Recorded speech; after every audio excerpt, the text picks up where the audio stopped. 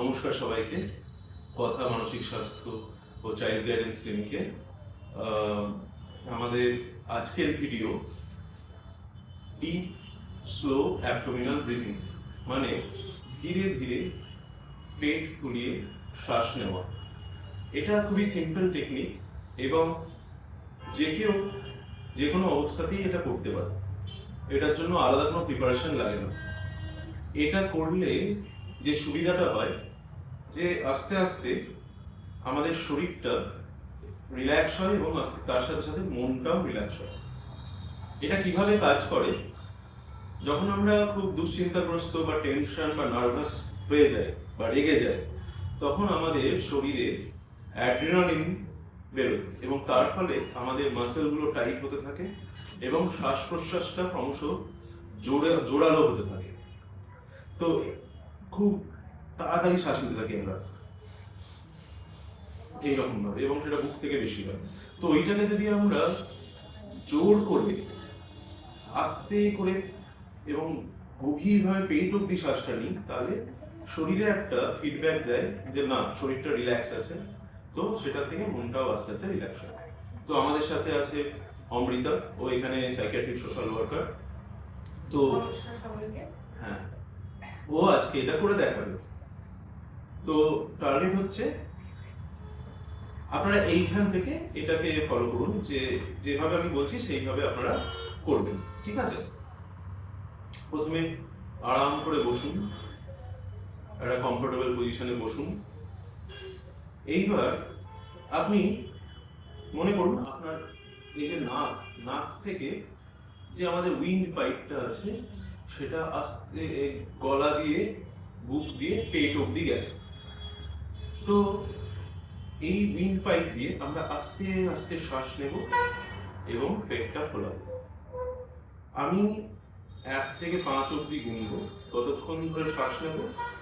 আবার 5 থেকে 1 অব্দি গুনবো, ততক্ষণ ধরে আমরা আস্তে আস্তে শ্বাস ছাড়বো।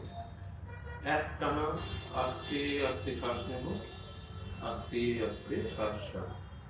হ্যাঁ, পেটের উপর একটা হাত রাখুন, তাহলে এটা বুঝতে সুবিধা হবে যে পেটটা ফুলছে। এবারে শ্বাস নাও, 1 2 3 4 5, ছাড়ো, 5 4 3 2 1। নাও। যখন শ্বাস নেবে, হাতটা বাইরের দিকে ঠেলে বেরিয়ে আসবে। 1 2 3 4 5, ছাড়ো, 3 2 1 শূন্য। একটানা আস্তে আস্তে নিতে হবে।